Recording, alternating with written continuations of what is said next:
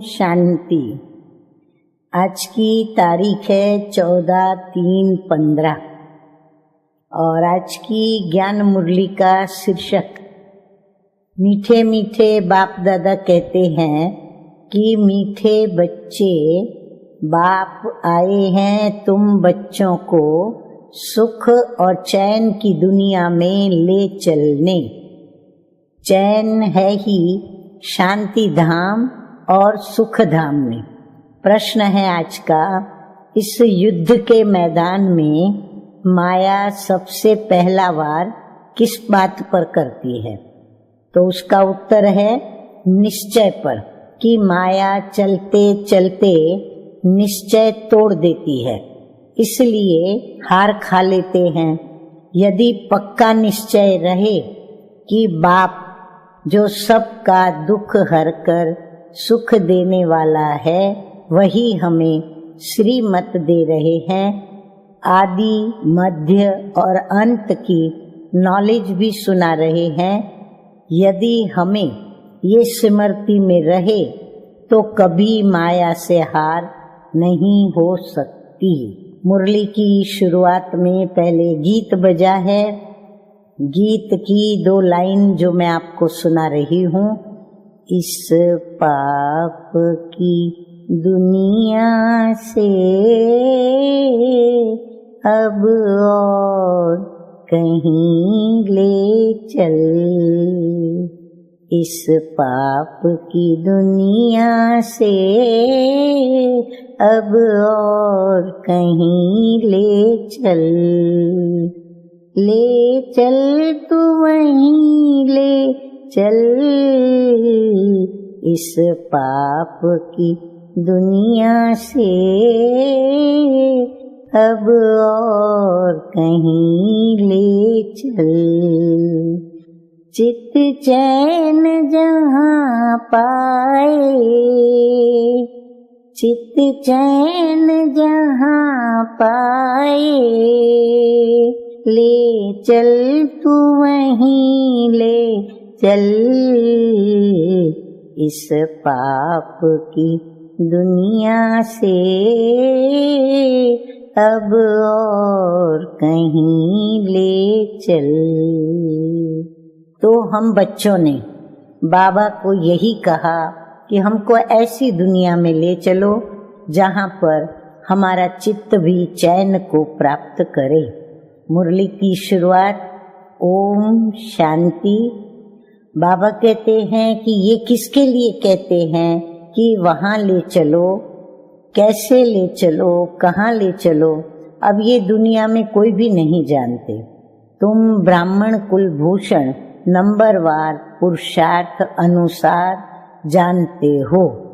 तुम बच्चे जानते हो कि इनमें जिनका प्रवेश है, जो हमको अपना और रचना के आदि मध्य अंत का ज्ञान सुना रहे हैं, वो सबका दुख हरकर सबको सुखदायी बना रहे हैं। क्योंकि ये हमें पता है कि ब्रह्मा के तन में शिव बाबा स्वयं आकर के हमें सुखदायी बना रहे हैं। अब बाबा कहते हैं ये कोई नई बात नहीं, क्योंकि बाप कल्प कल्प आते हैं और सबको श्रीमत दे रहे हैं। तो बच्चे जानते हैं कि बाप भी वही है, हम भी वही हैं। तो तुम बच्चों को ये निश्चय होना चाहिए। क्या निश्चय होना चाहिए? तो बाप कहते हैं कि हम आए हैं बच्चों को सुख धाम शांति धाम ले जाने के लिए, परंतु माया निश्चय बिठाने नहीं देती। सुख धाम में चलते चलते फिर हरा देती है। क्यों? ये युद्ध का मैदान है ना। वो युद्ध होती है बाहुबल की और ये युद्ध है योग बल की। अब योग बल भी बड़ा नामी ग्रामी है, इसीलिए सभी योग योग कहते रहते हैं। तुम ये योग कल्प में एक ही बार सीखते हो, बाकी वो सब अनेक प्रकार के हठ योग सिखलाते हैं। अब ये उनको पता नहीं है कि बाप कैसे आकर के योग सिखलाते हैं। वह तो प्राचीन योग सिखला न सके, हाँ, दुनिया में जो योग सिखलाते हैं वो तो फिर अपने हठ योग और बाहुबल के योग सिखलाते हैं, वो फिर ये प्राचीन योग सिखला न सके। तो बाबा कहते हैं तुम बच्चे अच्छी रीति जानते हो कि ये वही बाप राजयोग सिखला रहे हैं, जिसको याद करते हैं कि हे पतित पावन आओ और हमें ऐसी जगह ले चलो जहाँ चैन हो। अब चैन कहाँ पर है? तो बाबा कहते हैं चैन है ही शांति धाम और सुख धाम में। दुख धाम में चैन कहाँ से आया? बाबा कहते हैं इस दुख धाम में तो बेचैनी बेचैन है, तो यहाँ चैन मिल नहीं सकता। चैन नहीं है तब तो ड्रामा अनुसार बाप आते हैं, क्योंकि ये है दुख धाम, तो यहाँ दुख ही दुख है। अरे दुख के तो पहाड़ गिरने वाले हैं, भले कितने भी धनवान हो, कुछ भी हो, कोई ना कोई दुख जरूर लगता है। तुम बच्चे जानते हो कि हम मीठे मीठे बाप के साथ बैठे हैं, जो बाप अभी आए हुए हैं। ड्रामा के राज को भी अभी तुम जानते हो। बाप भी आए हुए हैं, हमको साथ ले जाएंगे। बाप हम आत्माओं को कहते हैं क्योंकि वो आत्माओं का बाप है ना। हाँ, बाबा आकर के ये जो भी बातें सुनाते हैं, समझाते हैं और बात करते हैं, तो वो किसको कहते हैं, किसको समझाते हैं और किससे रूरिहान करते हैं? हम आत्माओं से, क्योंकि वो आत्माओं के पिता है, इसलिए आत्मा से बात करते हैं। जिसके लिए ही फिर क्या गायन है? आत्मा परमात्मा अलग रहे बहुकाल, सुंदर मेला कर दिया जब सतगुरु मिले दलाल। तो बाबा कहते हैं शांति धाम में सभी आत्माएं साथ में रहती हैं। अभी बाप तो आए हैं, बाकी जो थोड़े वहां रहे हुए हैं वह भी ऊपर से नीचे आते रहते हैं। यहाँ तुमको बाप कितनी बातें समझाते हैं। घर में जाने से तुम भूल जाते हो। बाबा कहते हैं तुम बाबा के सन्मुख जब बैठते हो, मुरली सुनते हो, पढ़ाई करते हो, तो बाप तुमको कितनी बातें समझाते हैं, परंतु जैसे ही लौकिक घर में जाते हो तो तुम भूल जाते हो।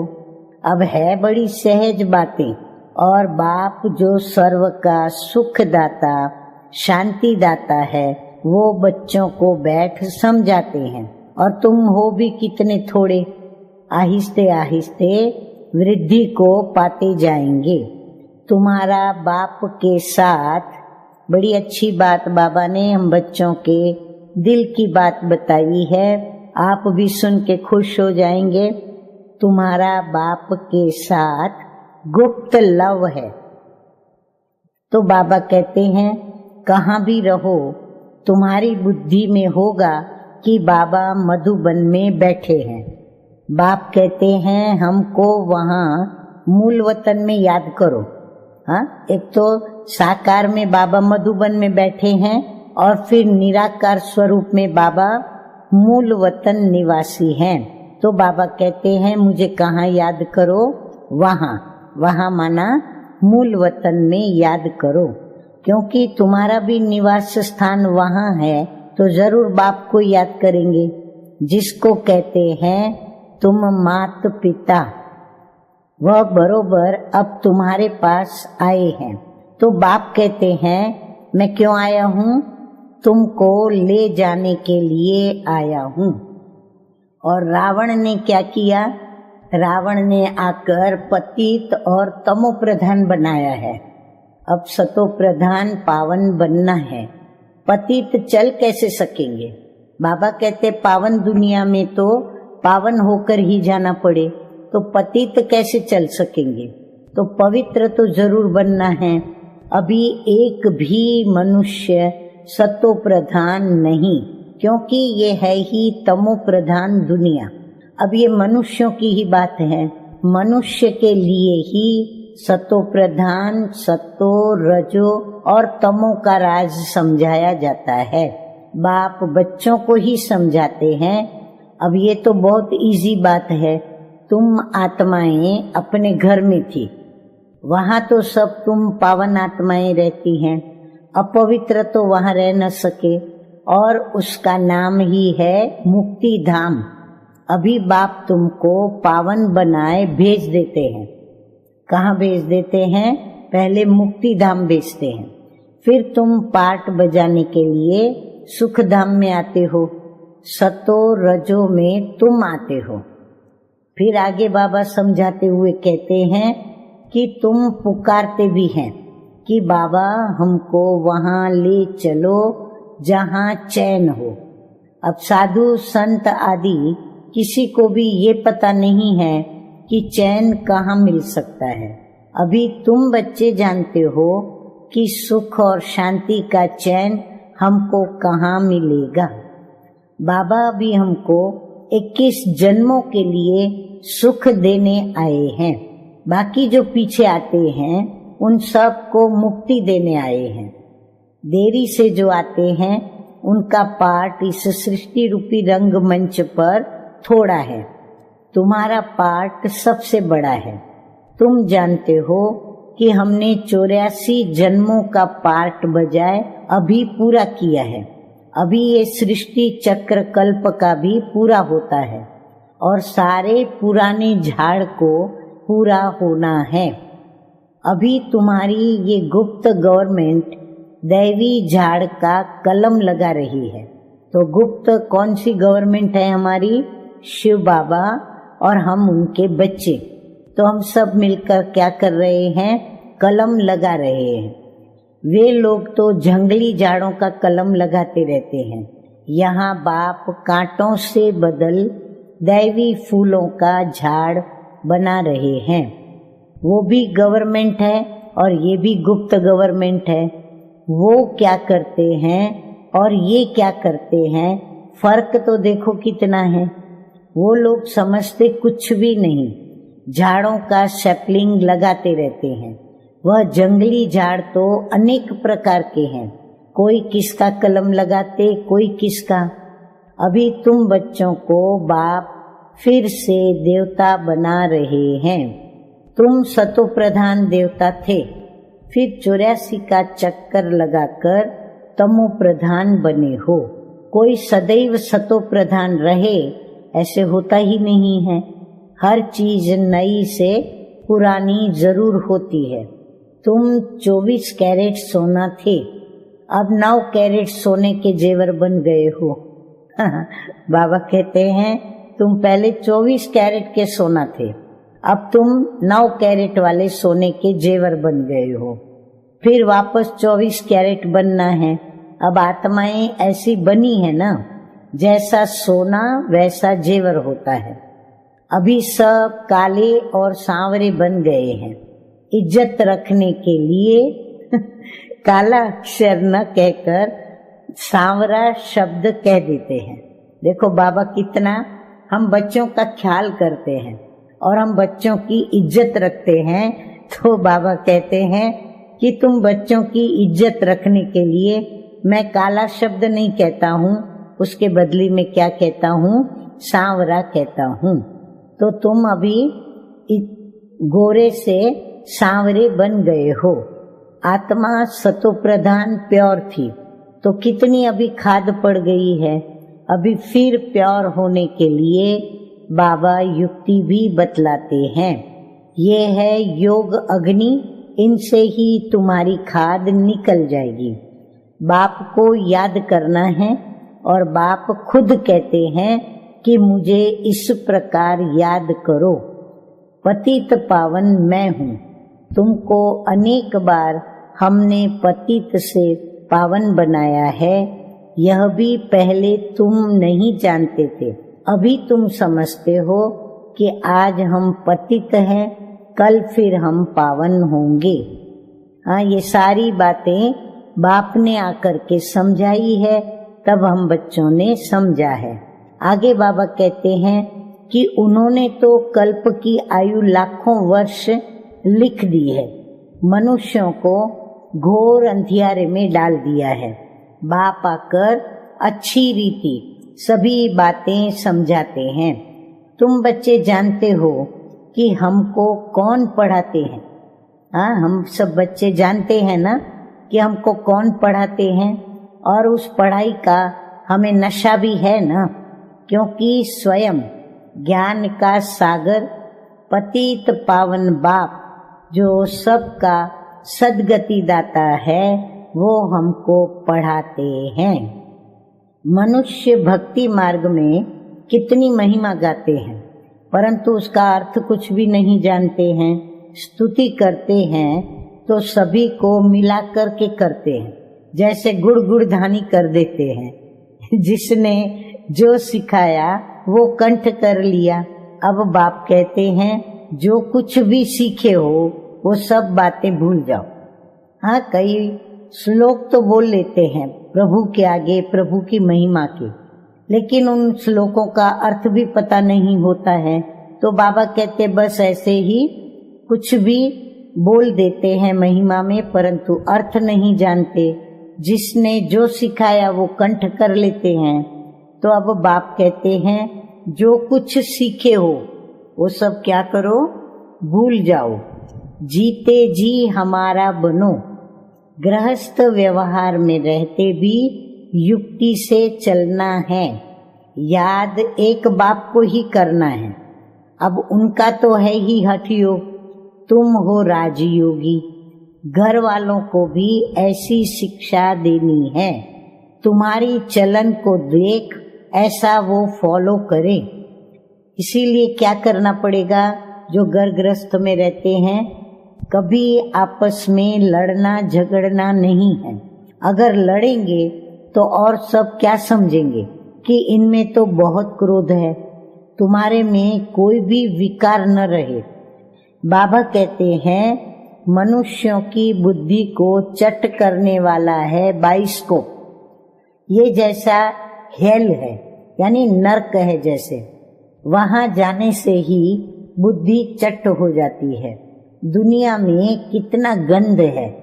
एक तरफ गवर्नमेंट कायदे पास करती है कि 18 वर्ष के अंदर कोई शादी न करे, फिर भी ढेर की ढेर शादियां होती रहती हैं, यानी बाल विवाह होता रहता है। कच्छ माना गोद में बच्चे को बिठाए शादी कराते रहते हैं। अभी तुम जानते हो कि बाबा हमको छी दुनिया से ले जाते हैं, हमको स्वर्ग का मालिक बनाते हैं। तो बाप कहते हैं नष्टो मोहा बन जाओ, सिर्फ मुझे याद करो। बाबा कहते हैं कुटुंब परिवार में रहते हुए मुझे याद करो। कुछ तो मेहनत करेंगे ना, तब तो विश्व का मालिक बनेंगे। तो बाप कहते हैं माम एकम याद करो और आसुरी गुण छोड़ो। रोज रात्रि को अपना पोता मिल निकालो, क्योंकि ये तुम्हारा व्यापार है और ये व्यापार कोई विरला करे। एक सेकंड में कंगाल को वो सिरताज बना देता है, तो ये जादू ठहरा ना। ऐसे जादूगर का तो हाथ पकड़ लेना चाहिए जो हमको योग बल से पतित से पावन बनाते हैं। दूसरा कोई तो बना न सके। बाबा कहते हैं कि गंगा जी से कोई पावन नहीं बन सकता।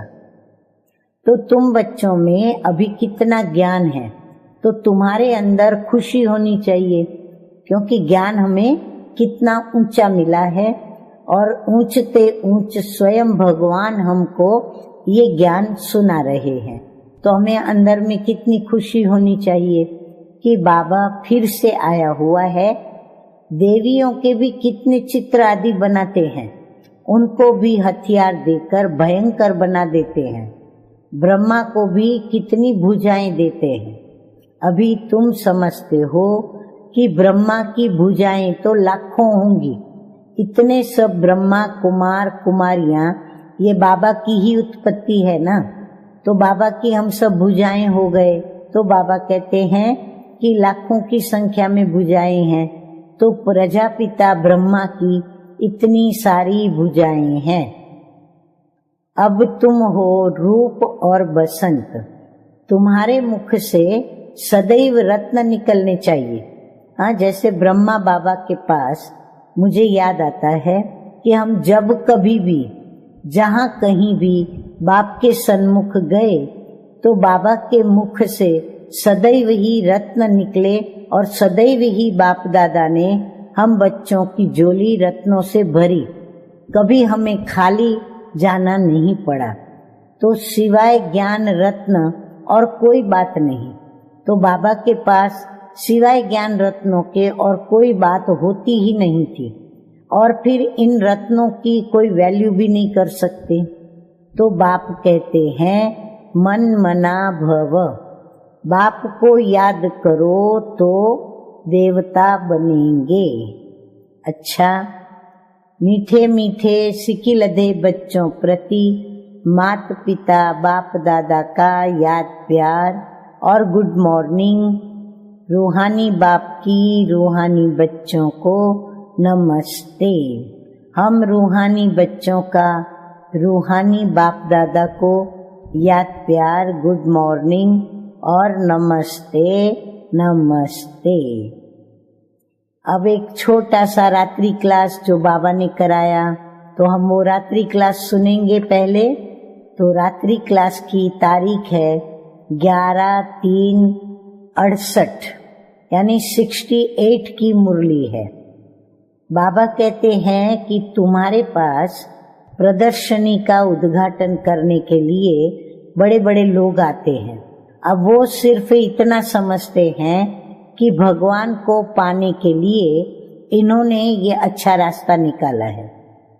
तो बाबा आगे कहते हैं कि जैसे भगवान की प्राप्ति के लिए सत्संग आदि करते हैं, वेद आदि पढ़ते हैं, वैसे ये भी उन्होंने ये रास्ता लिया है। बाकी ये नहीं समझते कि इन्हों को भगवान पढ़ाते हैं, बस सिर्फ इतना समझते हैं वो लोग कि ये ब्रह्मा कुमारियां अच्छा काम करती हैं, अच्छा कर्म ये लोग करते हैं, पवित्रता है और भगवान से मिलाते हैं।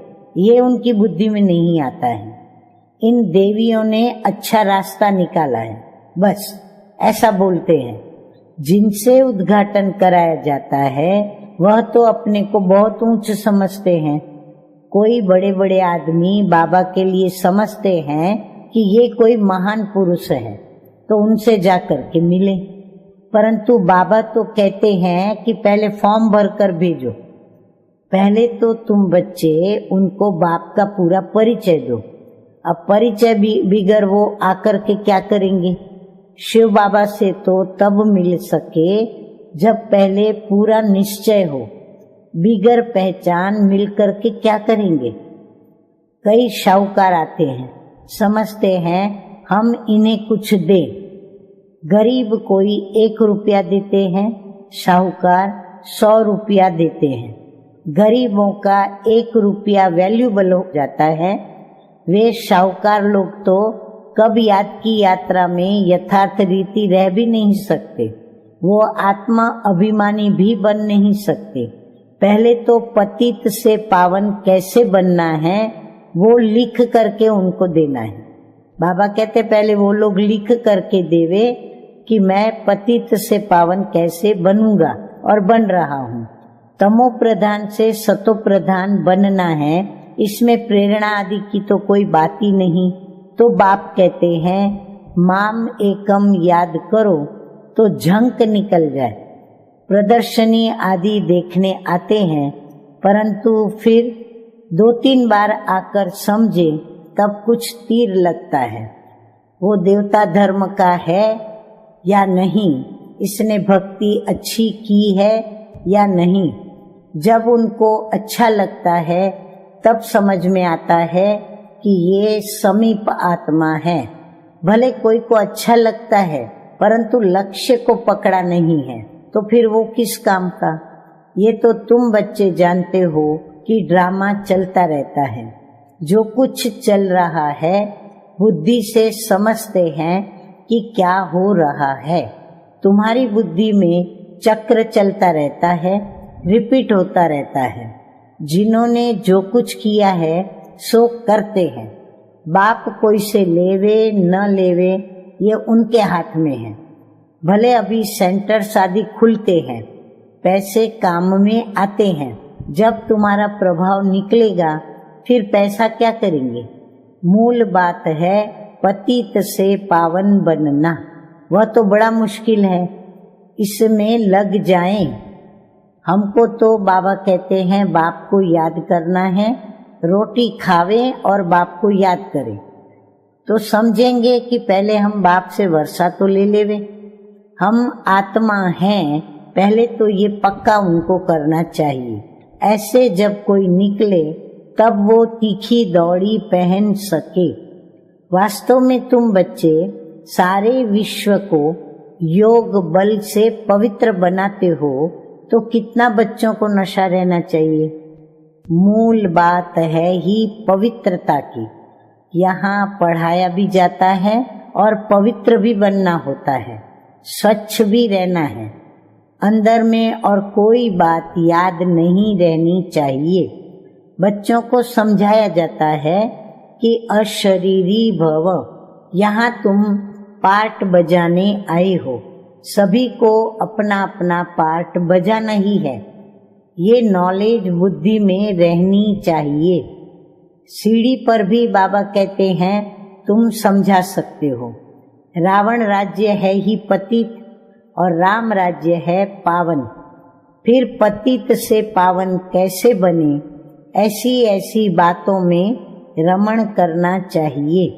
इसको ही विचार सागर मंथन कहा जाता है। 84 का चक्कर याद आना चाहिए। बाप ने कहा है कि मुझे याद करो, तो ये है रूहानी यात्रा। बाप की याद से ही विकर्म विनाश होता है और उन जिस्मानी यात्राओं से और ही विकर्म बनते हैं। तो बाबा कहते हैं बोलो ये ताबीज है, इनको समझेंगे तो सभी दुख दूर हो जाएंगे। ताबीज पहनते ही है दुख दूर होने के लिए। अच्छा, मीठे मीठे सिकिलदे बच्चों प्रति माता पिता बाप दादा का याद प्यार और गुड नाइट। हम रूहानी बच्चों का रूहानी बाप दादा को याद प्यार, गुड मॉर्निंग और गुड नाइट और नमस्ते नमस्ते। धारणा के लिए मुख्य सार की 2 बातें। नंबर 1 है नष्टो मोहाबन, बाप को याद करना है।